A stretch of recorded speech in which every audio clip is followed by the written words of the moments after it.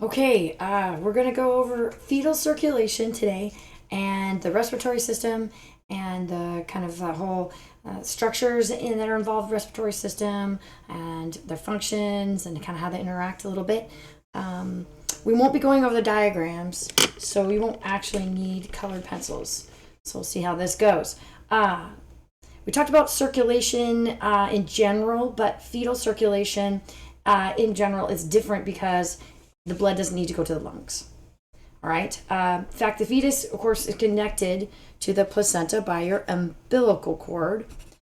And that's where the blood will go through the umbilical artery. Arteries are always leaving the pumping structure. And since babies do have a heart that does pump all their blood around, it's just using the blood pressure of that to go through the umbilical cord. So we call that the umbilical artery, because arteries are always leaving.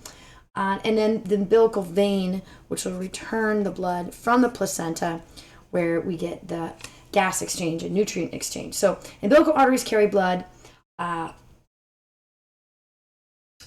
the fetus to the placenta. And it contains all of the CO2 and waste from metabolism, etc. The umbilical vein then carry blood from the placenta to the fetus. And that hopefully contains all of your oxygen and nutrients and such. The pathway means that the blood of the mother and the blood of the fetus are not supposed to mix. They do not mix. There might be some wanderings of viruses and other things, especially if the mother's not super healthy. That can kind of compromise the blood barrier between the placenta and the umbilical blood. Some cases you can give medication to kind of like keep an infant from catching a disease from its mom while it's in utero. But generally, you just get diffusion of nutrients. There's very thin tissue, simple squamous tissue that's coming across, kind of like the same idea as our lungs, but in the placenta. And then the mom just kind of cauterizes the placenta, or like the arteries feeding the placenta just kind of pinch off, and then the mother gives birth to the placenta when she's done with it, hopefully. But then, so the fetal heart is a little bit different. There's an opening called in the interatrial septum. That means, okay, so here's the atrium. I haven't talked about it yet exactly, but the atrium is first part of the heart. It's also like if you're in a building and you're going to go into the building, a lot of times there's an open ceilinged atrium or high ceiling atrium. That's kind of like the first part. So this is the first part. So we would normally go to the ventricle and then the lungs. But instead, it's going to go directly to the left atrium, where the blood would have gone anyways if it had come from the lungs.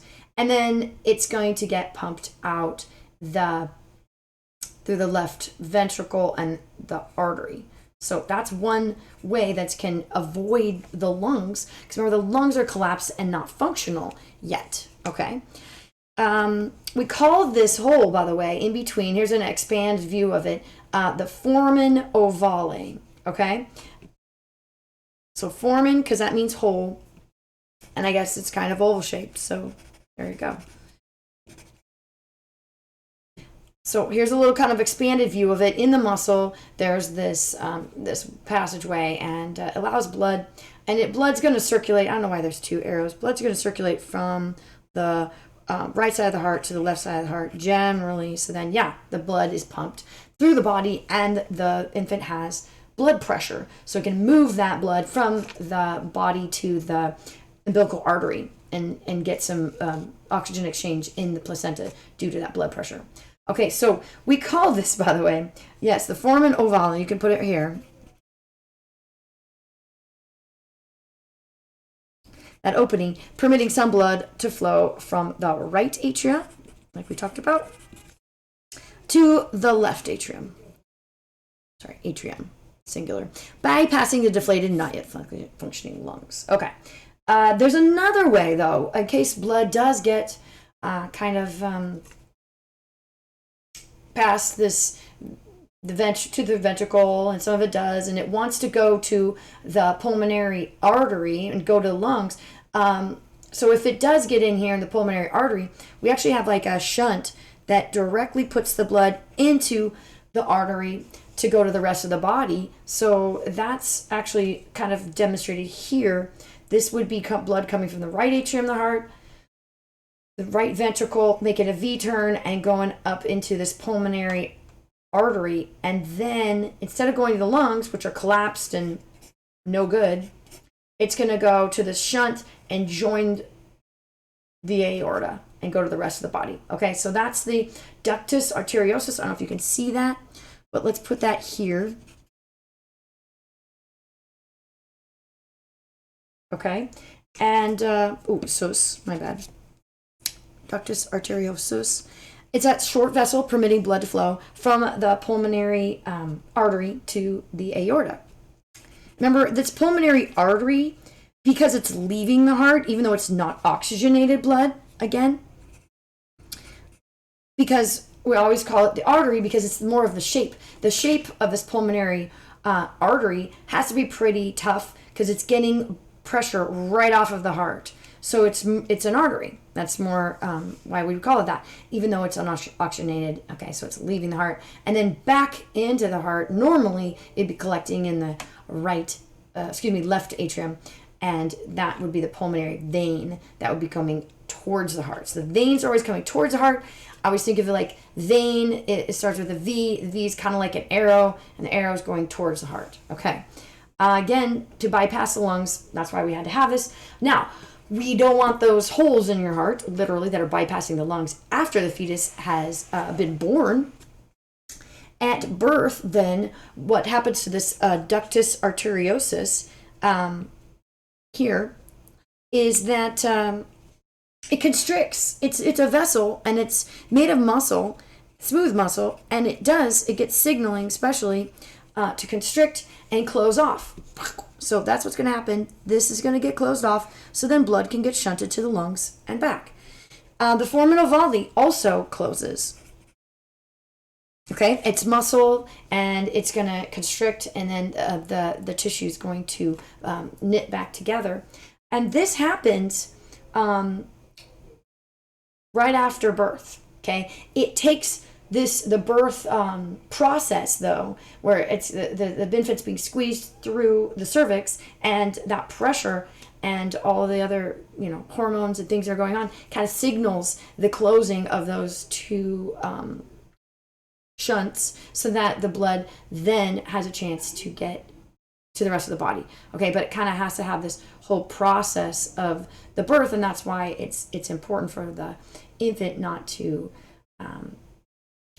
get stuck too long, and for it to kind of go through that process. So if you've been given birth, if you come out by the emergency escape hatch, or having a C-section, then they have to actually push on the chest to make that change, so the baby can take its first breath, and blood will be able to go to the lungs. Sometimes babies are born with that hole in the heart still, that it didn't close up, and that's what they're talking about, and then the surgery has to be done. They still can get blood to the lungs. It's not super efficient because some of it's leaking through this hole and bypassing the lungs. So that happens sometimes. All right, so respiratory system. We're talking about some structures here, like nasal passageways and cavities in the throat and esophagus and everything like that coming up. And then we'll talk about the lymphatic system. Okay, so the hairs in your nostril actually are there on purpose, not just to look good, but they are supposed to kind of filter some of the dust. So it keeps dust and crud from getting into your lungs, or it's supposed to. Nasal cavities are separated by that nasal septum, you may have heard. So that the left and right are separate. But there's a bunch of cavities up in there where the air can wander, and it creates like some interesting like back patterns of airflow. And it's lined, I gotta put septum here. The septum and the nasal cavities are lined with nasal mucosa, that's mucous membrane, and lining the cavities. Oh wow, did not okay, you know how to spell cavities. Okay, so sorry. Interesting. But it's got ciliated epithelium. What I'm trying to tell you is it doesn't just have the mucus in there. It has these cilia that are sweeping the mucus with hopefully the dust stuck in there. And it's sweeping it out and down and draining it all towards the throat so it can kind of be hawked up or swallowed. Okay? So it can be dealt with. All right? And so hopefully, we want the nasal passageways to warm the air. So that's why we have all these nasal passageways and not just directly to the lungs. We need to moisten the air because your lungs need to be moist so they can get the so they can sort of slide past each other, protects delicate membranes from drying out so the cells don't die. And so you can also get the air exchange. You need the oxygen to kind of dissolve a little bit and attract it and get it to go across the epithelial lining. The cilia also sweeping mucus that has hopefully dust and pass the pathogens in it. So that's one way they could sweep it, get it out of the nose so that the nose could still be warming and moistening the air, but you're not going to have like pockets for infection and a bunch of junk in there that's going to clog things up. And then if you swallow it, your stomach acid is going to deal with pathogens and stuff like that, So that's a pretty good way to deal with things by sweeping it towards the throat. The upper cavities also contain the receptors for smell, okay? We talked about that when we were talking about the brain. Yeah, there's those receptors on the ends of that cell. And you can't smell things unless things kind of dissolve a little bit in there and reach that receptor in the cell. So your throat, your pharynx, is divided into 3 parts, all right? You have the nasopharynx. Yeah, which is kind of like you guessed it, the nose part. That's the passageway for air only. Yeah, you don't want anything up in there going out there. Occasionally you might laugh and get milk to come up. All right, but it's blocked by the soft palate and the uvula, or it's supposed to be. Okay. So that uvula that dangles in the back of your throat, that actually kind of flips up and protects when you're swallowing, stuff like that, from stuff coming up your nose. But if you laugh, you kind of like flap that uvula down and then breaks that seal, and then you might get milk coming out of your nose. Somebody tells a really good joke. So that soft palate, you can kind of see in the roof of your mouth, feel on the roof of your mouth, the hard palate goes into soft palate, and then the uvula comes off of that. So in swallowing, it keeps hopefully food from coming up the nose. You have tonsils in your nose. Those are lymph nodules, and they're independent of the lymph nodes and lymph system that we're going to talk about later. And they're a little bit harder, I think. But you have a bunch of separate lymph vessel or lymph glands sort of dealing with pathogens right up there in the nasal pharynx, and they're on the posterior wall. All right, you also got some eustachian tubes that come from your middle ears that open up and they drain that middle ear, and they go in that back of in the nasal pharynx. Okay, so yeah, when you have you might have some leaky ears because your body's using that system to also kind of clean out that middle ear, maybe produce mucus in there in that way and have it drain into your throat and deal with it. Okay, so very cool, very pleasant. Always think of, pharynx is your throat, by the way. Pharynx is how you spell it.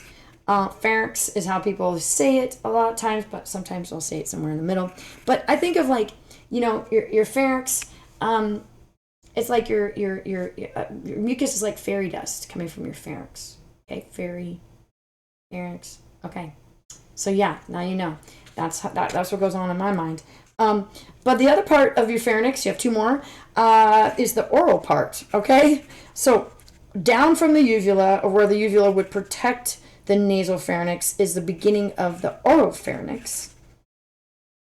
The second part, that's a passageway for food and air, right? Because you breathe through your mouth and you breathe through your nose and you eat through your mouth, right? Don't eat through your nose. I mean, if you go, they have to send a tube sometimes up there and down there, but then it gets there. Your palatine tonsils are located on the lateral walls there. So kind of, you can see it back there. If you ever go, stick out your tongue and kind of gag a little, sometimes on either side, You see these two little roundy kind of structures back there, if you still have them.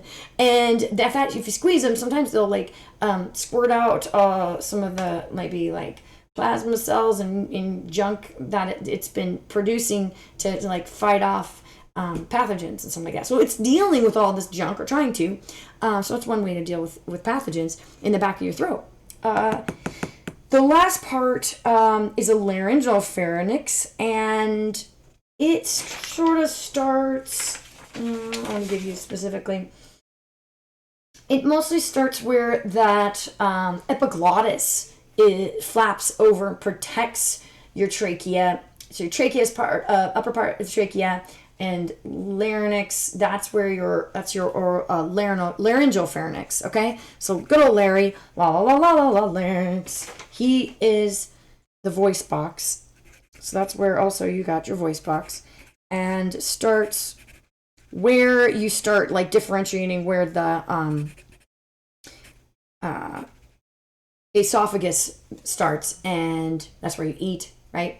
And then your larynx where you're breathing. Okay, so air and food goes into this, and then you got your larynx or larynx for the voice box and breathing, and then your esophagus. Remember, you eat your esophagus, and to phage something, remember, is to eat it. Oh, I'm sorry. I always do that. Esophagus. Goose.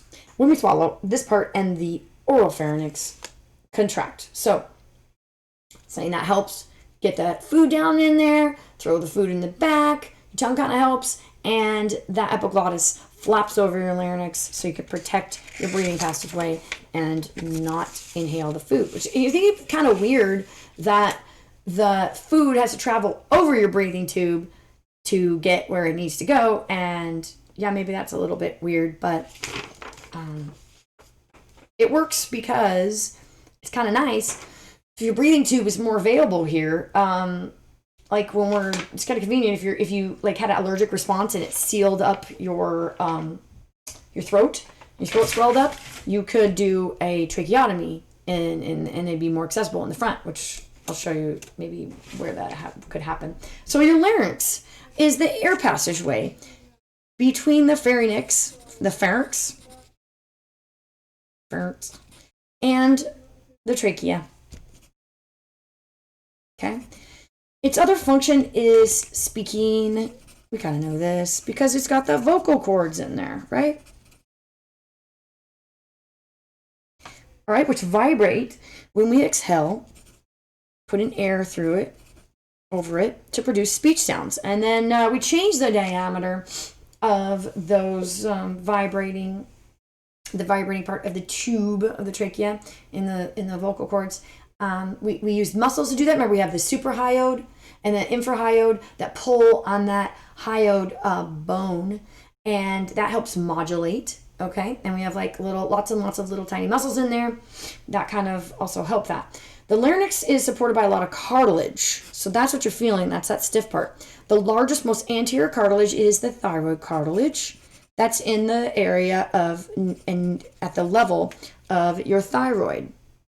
Back there. The piece of cartilage that covers the larynx during swallowing is that epiglottis we talked about. All right. And after this, I will show you the picture and we can kind of see a better view of that. Okay. But here we have the trachea, the epiglottis covers the trachea, kind of flaps back there.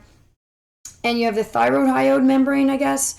There's your hyode bone, by the way, and then muscles attached to it and above it to modulate. Remember, the hyode bone is the only bone that doesn't really directly articulate with any other bones, just kind of sitting there. It's kind of weird. La la la la la larynx. You can maybe try to see if you can find it and then modulate your speaking with it. And that's interesting. So you have some thyroid cartilage, is thicker, but down here you can see that these vacuum hose C-shaped rings of the trachea made out of cartilage. And the function of these incomplete rings is to keep the trachea open, kind of like a vacuum hose. You want to keep the vacuum hose open. You won't be able to get air. At all times, though, you want to permit the expansion of the esophagus on that posterior. So You'll be able to see in our picture how they are like a ring, and then open at that back end for the esophagus tube to be able to kind of expand and give it a little bit of room as it's stuck back in there between your spine and your trachea. Okay.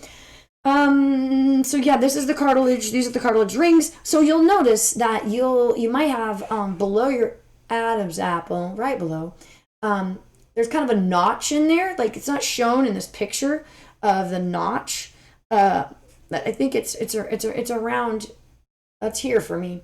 I can find it on me. Hopeful. If somebody has had a incident where their throat is swollen, tongue's too fat, maybe an allergic reaction or something like that, and they can't breathe, then, and you're a trained professional in the field and you have no other option to get that person breathing right away, they will cut through that and they will put the tube in there so you directly breathe. Problem is that there's a lot of little muscles in there and nerves, and you could paralyze the nerves to the muscles. You can get paralysis of the vocal cords and never be able to actually talk again. Maybe in whispers. And or damaged muscles. So there's a lot of little tiny muscles in there you want to be really careful about. Anytime you have like thyroid surgery, they have to be really careful too if they're having thyroid gland worked on. So going from there, from the trachea to the lungs, all right, you have left and right primary bronchi, then branching off. Okay, so it's kind of trachea is like the trunk of the upside down tree. And bronchi, branch, left and right, branch off. Then you have secondary bronchi that go into, and then smaller branches. So we got secondary that go into each of the lobes of the lungs, and then smaller branches off those that are called baby bronchi or bronchioles, right? Bronchioles. It's like baby bronchi. They have no cartilage in their walls. Okay, the smaller branches and the smallest bronchioles, they actually have, we all have cilia on there, and the primary and the secondary bronchioles, by the way, have cilia. I don't know if we mentioned this later. The smallest bronchioles, though, at the end of them are those clusters of alveoli, which means honeycomb, and they're these little tiny pockets in the lungs. And it increases lots of surface area to have these pockets, and it allows the oxygen to directly, more directly, diffuse through the smooth, simple squamous epithelial tissue. That'll then hopefully the oxygen will hopefully diffuse past that, and then past these simple squamous epithelial tissue of the capillaries, so that the oxygen can get into the bloodstream, and then likewise the CO2 hopefully out. So you want to make sure you're getting all that air out, and you need those alveoli healthy, because if they swell and then they break apart and they join each other, they lose all that surface area. Tons, exponentially lose surface area. You can't get enough lung exchange, and then some people with that COPD are having trouble getting air exchange, and chronic inflammation doesn't help. And then if you have emphysema, you've destroyed those pockets of alveoli. So protect your lungs, folks. It's not easy to get a new pair. They don't really usually work so good, and you need them to live. Okay, there's nothing else that can do air exchange. We don't have gills. Okay, we're done after the lungs, so we better be careful. We have 2 lobes of the lungs on the left side and 3 lobes of lung on the right side. Do you know why that is? You remember, you Pledge of Allegiance and your heart is a little bit on your left side? That's because the heart isn't exactly in the center. It's just a little bit over to the left. So you have less room for the lungs, to the lobes of the lungs. So you have 3 on the right, because there's a little more room, 2 lobes of lungs on the left, and that's what fits in your thoracic cavity. Remember, they are covered, the lungs are covered with that visceral pleura, that membrane. And the thoracic cavity is lined with parietal pleura. Remember, lungs are plural. You have 2 sides. You actually have 5 lobes, even more plural. So that's one way you can remember. That's the membrane lining them. And in between those layers, remember what we have? Yeah, serous fluid. Seriously. Preventing friction as the lungs expand within the chest. Okay, so 2 things. When somebody is unconscious and maybe they're sick, they could vomit in their unconscious state, and if you're vomiting up, it goes back. You can breathe it in. They call it aspirating the vomit. Stomach acid, super acidic, and it can burn your lungs. And once you burn your lungs, you're done, right? You need those lungs. So it's important if you have somebody unconscious to roll them over the left side, pat their head, and it's call that left lateral recumbent position. I think they're still doing that because you only have 2 lobes of lung on the left. So if those lungs, because of gravity, maybe there's fluid in the lungs or for whatever reason, hopefully they're not drowning. I mean, you hopefully get that water out, but at least the right side, those 3 lobes are clear or should be clear because of gravity and not get damaged. And hopefully if they vomit, then they vomit out and don't aspirate as much into the lungs. So it could protect them if they're unconscious. Okay. So those lungs are breathing, unconscious and breathing. All right. So the other thing is serous fluid is necessary to lubricate those lungs as they're expanding in and out in the chest and moving in the very delicate lung tissue. So if you are dehydrated, you may not be making enough serous fluid, or if you haven't been exercising for a while and your lungs are not used to kind of the drying out and abuse of lots of air exchange, they may not have as much serous fluid in there, and you get that pain in your lungs sometimes. Okay. Pretend pain that feels like pain in the heart, but it's not actually a heart attack. I guess we just call that angina, and it might be because of serous fluid problems. Okay. But we'll see. Both the alveoli and the pulmonary capillaries that surround each alveoli, the honeycomb, there's capillaries are surrounding it, they are made of simple squamous epithelial tissue, like we talked about. So you can put that here. Epithelial tissue or epithelium that allows for the diffusion of gases. Movement of the air into and out of the lungs is called ventilation. It's good. Remember, we have inspiration and expiration for breathing in and out. And it's kind of all she wrote on this. I guess they're finding out that this could get updated, but that they think COVID attacks the lining of the capillaries. That simple squamous epithelial lining, or endothelial lining, they might call it, because it's lining the surface of the inside there. And that's it's causing some problems and some blood clotting, I guess. So inflammation. So your body thinks that maybe it's bleeding and maybe causing blood clotting that way when it doesn't need to be. Maybe that's issues. They're still investigating that. Okay.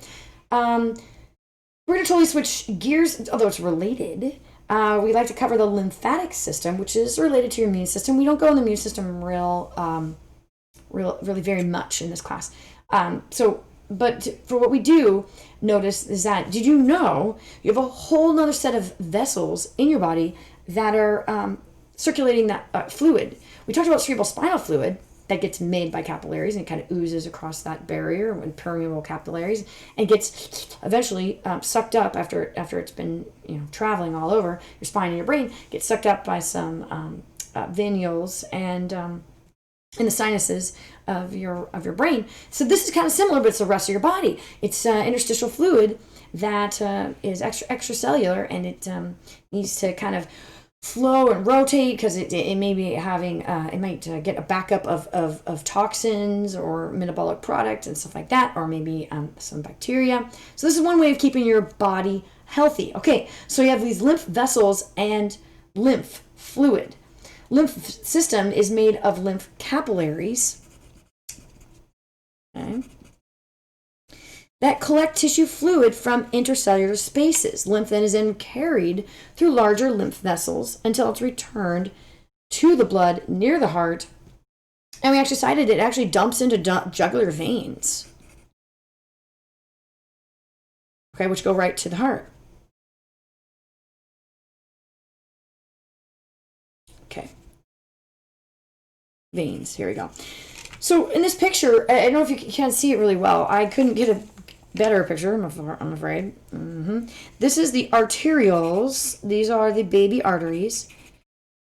And they're putting blood to the capillaries The blood's going to wander with all its lovely plasma, and some of the plasma is going to squirt out a little bit. Ooze, I should say, is a better word for it. Into this interstitial space, bathing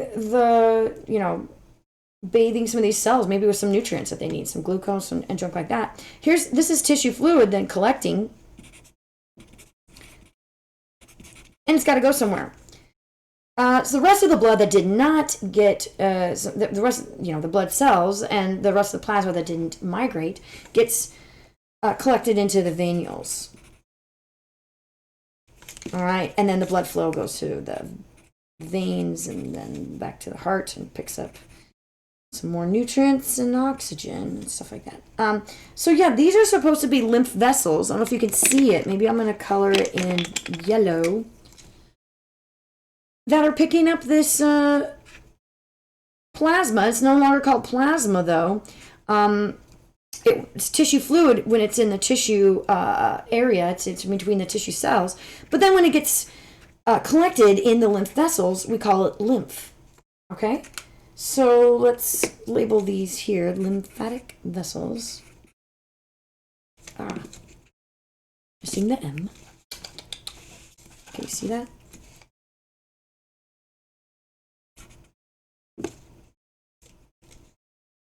All right, so going to return that blood. It's also probably going to return it to, the lymph is going to go next to lymph node. We're learn about that in a second. So it's going to monitor immune system wise what's going on in the body, maybe activate the immune system. Okay, so lymphatic vessels, like blood veins, also have valves to prevent backflow of the lymph as it's moving against gravity. So that's helpful because we don't have a separate little heart in the lymph system. They're also lined with smooth muscle so that they can do a little bit of contracting to kind of drain the area. So to keep the lymph moving through larger vessels. So you gotta keep your body lymph flowing. Also, I'm gonna say, what's going to help that is some surrounding muscles. If they get squeezed, the lymph vessels around it get squeezed, and it'll also help lymph moving. So you do need to stretch and work muscles and work areas that don't that kind of hide out and don't get that lymph flowing maybe very frequently, because that can build up some lactic acid and you can build up some products that are going to cause maybe some muscle knots if you can't get it cleared, or some pain and maybe some inflammation. So it's good for you to do your stretching gently and do exercise and get moving. So surrounding muscles can also help. Yoga. It's really good for relaxing too, because resting and digesting, that's smooth muscle related. So you do need to remember to rest and digest so the rest of your body can get into that state where it can let lymph flow and immune system to work well and then intestines to work well and stuff like that. So, fight or flight is not so good for that. So you got to make sure you're not stuck in fight or flight. Remember water in the blood? Remember what we call that? Yep, plasma. And then because of blood pressure, it's going to do filtration. And that blood pressure forces some of the plasma out of the blood capillaries, that's what we were talking about, and into the tissue spaces. Tissue fluid in the tissue spaces is called, tissue fluid. That's clever. I appreciate that, though. Nothing fancy there. And the tissue fluid then becomes the lymph, which enters the lymph capillaries. All right, good stuff. Now, lymph nodes versus lymph nodules. All right, lymph nodes and lymph nodules are both made of lymphatic tissue, so they're part of the lymph system, even if they're not directly connected. And they consist primarily of white blood cells. All right, besides their structural components, but yeah, they have white blood cells in here, which we'll call lymphocytes because they're in the lymph nodes. All right, they might be white blood cells. They might migrate into the bloodstream, but when they're in the lymph system, we call them lymphocytes or so. Lymph nodes that are found along the pathways of lymph vessels that are shown on the diagram. Maybe you can look at that a little bit. Generally, major paired groups are along the cervical, that's your neck region, axillary, that's your armpit, and your inguinal, that's groin. So if you're getting pain in that area, it may be because you're getting your lymph nodes are kind of swelling and they're active because they're fighting off bad guys. Okay, so we have cervical.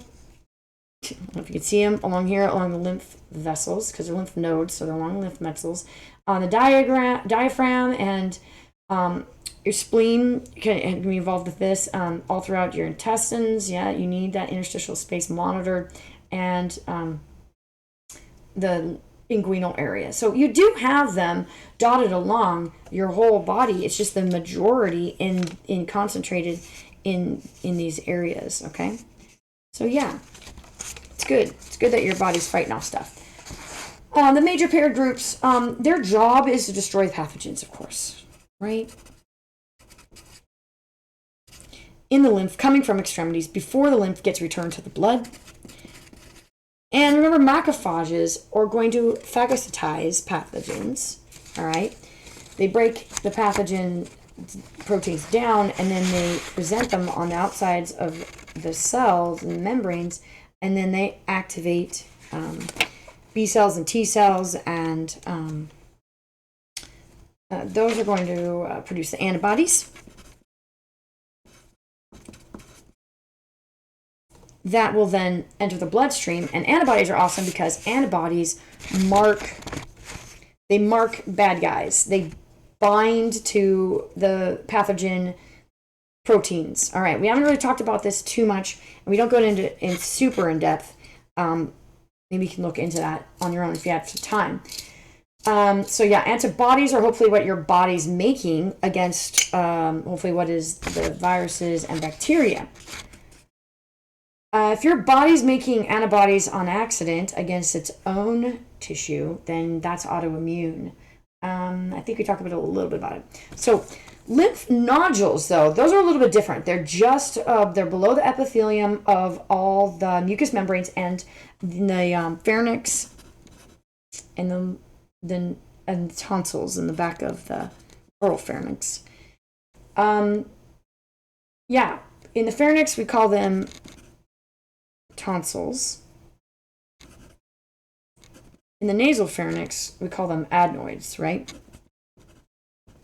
Or they could be like considered tonsils. That job is the same to destroy pathogens that enter the mucous membranes, and plasma cells are going to produce antibodies that act locally on these mucous membranes. Okay, it's just a little bit different. Coolio. So here we have a kind of a blow up of this direction of this is a lymph node, by the way, not a necessarily lymph nodule. Lymph node, you can tell because it's got lymphatic vessels bringing lymph to this lymph node. Okay, and it's got lymph vessels also leaving it and collecting eventually to go into the jugular veins.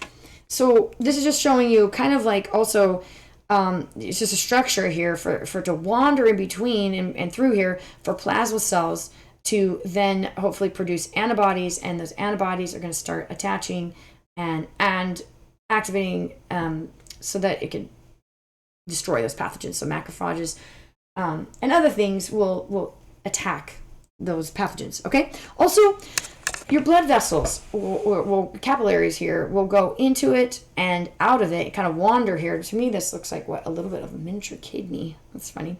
And then things get filtered. More lymph will theoretically could be more produced, and more antibodies could be made if there's some bad guys that are coming in here through the bloodstream. So it's another way that the lymph nodes monitor the blood system, and it's not the only way, but it's all throughout your body, and it's super helpful. The spleen is located, when we talk about spleen, located in the abdominal cavity below the diaphragm and behind the stomach level there. At least in humans. You noticed in our cats and our rats, like the spleen kind of made a finger like projection. It kind of came to the front a little bit, but it kind of starts behind the stomach. It has platelets.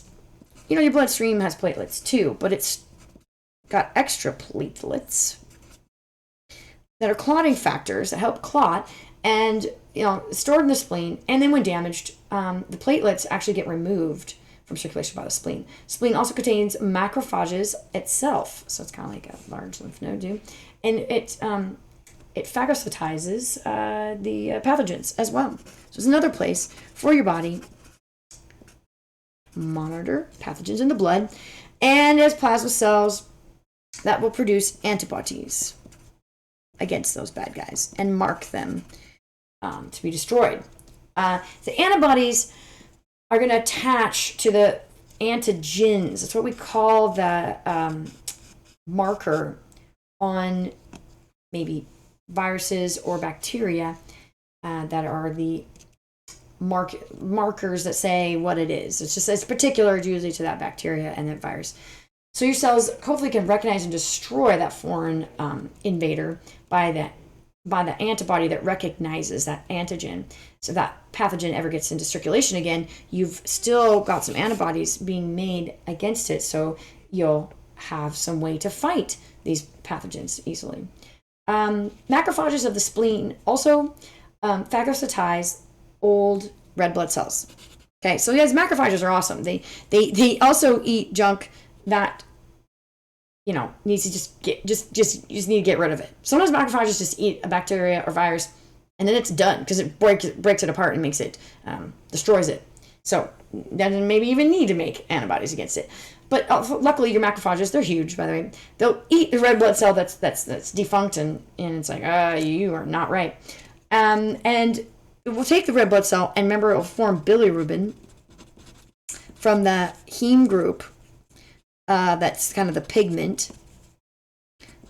And it's going to be secreted along with the bile that's made by the liver, and it goes into your intestines and kind of helps your body emulsify fats that it eats. Also makes your poop, kind of pigmented. So yeah, there you go. Some of that iron can escape that way, and then the more brown the poop, the more iron you must be getting in your system because your body can afford to lose some of that, hemoglobin and stuff like that. The lighter colored the poop, either didn't get a chance to because it went too fast, or you're anemic and you're not absorbing enough iron in your diet, or you're not getting enough cofactors that help you absorb the iron. You might want to look into that if that's a problem for you, right? So if the spleen has to be removed, other organs are actually going to compensate for its function. Okay, so you're okay if your spleen gets damaged, inflamed, and is harmful for you and has to be removed. So lymph nodes and nodules are going to take over that antibody production, right? And the liver, and surprisingly, red bone marrow are going to take over just removing old red blood cells from circulation. So they already do it a little bit, so they just happen to then shoulder the rest of the burden. You might think, well, why do we have a spleen? I mean, the weird part is, they found out nobody gets born without a spleen. Not a viable pregnancy. Okay, you can get born without an appendix because we don't really use that much or at all, really, as humans. It used to store that extra bacteria for breaking down all the cellular products for cellulose. Cellulose, so that you can get energy from the cellulose, but it doesn't do that anymore.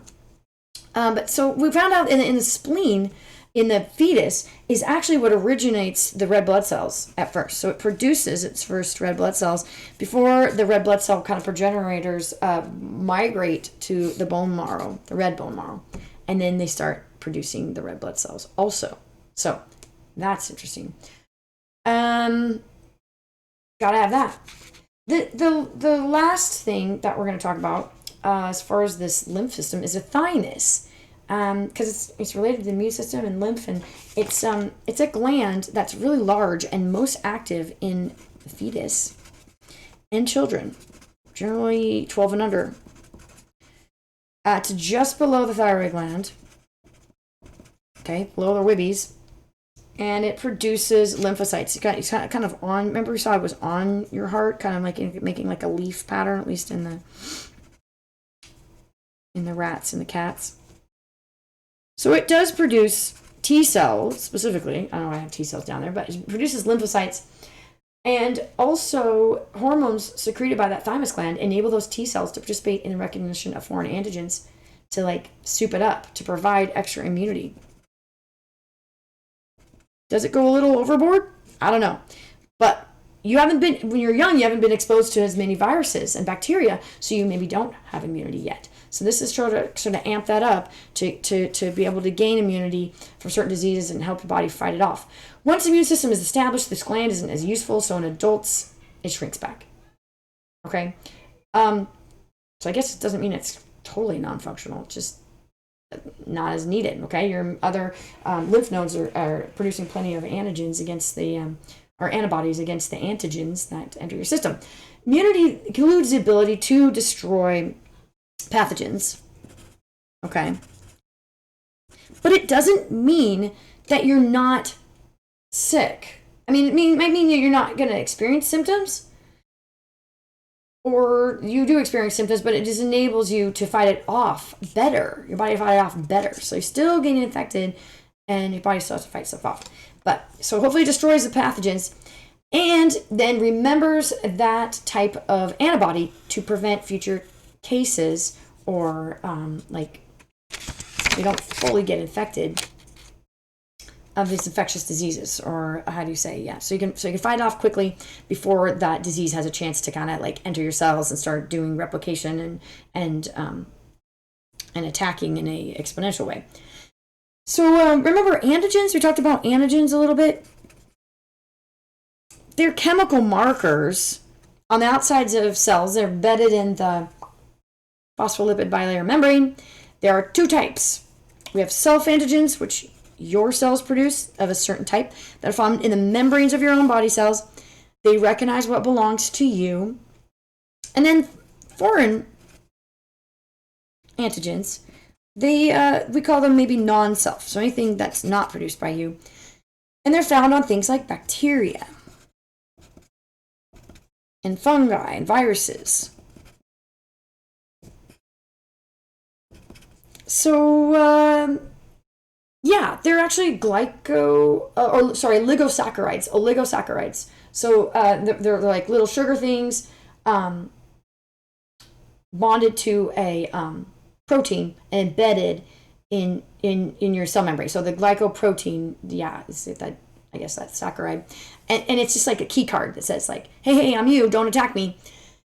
This becomes really evident in your blood typing, because you might have A antigens and B antigens, and you might have a positive or negative rhesus factor. So that means those are the types of antigens, or you might not have any A or B, or you might not have that rhesus factor. As far as other antigens on those blood cells, yeah, you probably have them, but those are the only ones that really come into play when you talk about humans and which type of blood that humans can receive or not receive. As far as we know, the human species, we just have those like 8 different types of blood types because of the A, B, and the rhesus positive negative factor. And you could have like none of those. So you could be O negative. Then you could receive none of those, because your body is going to attack A antigens and B antigens and the rhesus factor. So type O negative, unfortunately, can only receive O negative blood. But if you have O negative blood, they're gonna turn you into a pincushion if you're healthy, if you're decently healthy, because then anybody can receive your blood. If you're O positive, that's pretty dang good too. Okay, and sometimes B or B negative is not bad, because you can use it with AB people and stuff like that, or B type O type blood. So it's good to know what blood type you are to see how you can help other people. So allergies. Why allergies? It just and there's still like you're gonna have non-self antigens like pollen. It still has like proteins that your body will recognize as an antigen, as a non-self, and produce antibodies against that. And they've did some studies, and they actually find that in pollen there is sometimes some fungus that hangs out on there. So maybe it's not all bad to fight it off. But sometimes your body gets accidentally activated against its own self-markers. That's autoimmune, when your body starts producing antigens against its own self-markers or some part of the process where and then creates maybe localized inflammation, stuff like that. So yeah, that can be like an overreaction of the immune system, but I mean, maybe it's good to have a healthy immune system that's pretty reactive. So hopefully, the only tricky part is antigens that mutate. Okay, bacteria and especially viruses, they can undergo mutation and pretty frequently. And if that section of the DNA mutates that codes for their markers or antigens, it might make an antigen that your body doesn't recognize. So like constantly, that's why the flu shot isn't as good or as effective years later, because it's a new flu virus that's going around that has maybe slightly different self-markers. Okay, so we're investigating maybe more universal antibodies or antigens, vaccines that will make your body produce antigens that are maybe more universal to areas of the DNA on viruses and bacteria that don't mutate as rapidly, perhaps. Because they just notice that sometimes that there's certain areas maybe that tend to mutate more than others. So yeah, that's good. It's good to expose your children to viruses and bacteria, but just some of them are lasting consequences. We all understand that. Cold sores, for example, herpes, simplex viruses, they hide in your DNA. They can insert themselves in your DNA, and you never quite get rid of them. It kind of stinks. But I think over 70% of the population has those or more. Also, mononucleosis, most people have that already in the DNA, and it gets woken up by a certain virus that causes that waking up, and that's what you don't want to have, is that virus that wakes it up, because you already have isn't that weird, you already have this virus embedded in your DNA. So weird, huh? But yeah, just you realize that we've had to eradicate a lot of very deadly diseases that your body can't fight off very well, and we did that through vaccines. And so some people maybe get really sick with vaccines. So if enough people in the population can get inoculated, though, we can prevent pandemics, and we can prevent people from who have weak immune systems maybe from needlessly being exposed and hurting them or so. So it's a give and take.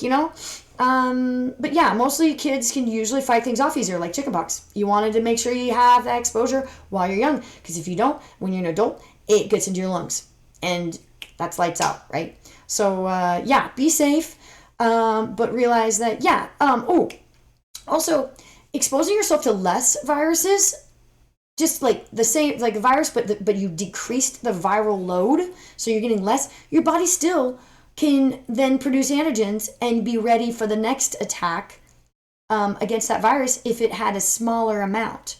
Vaccines do not have they don't have viruses and bacteria that will infect you, by the way. They have only the either protein sequence that is the antigen sequence, that's marker, or it has used to have a heat-killed virus or bacteria so that it's not viable. It can't infect your cells.